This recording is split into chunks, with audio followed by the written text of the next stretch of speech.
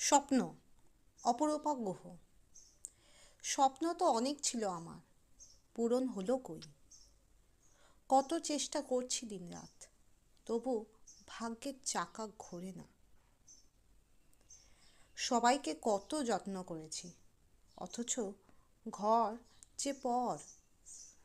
সংসারে টাকা দিতে পারি না, তাই আমার কথাই চলে না।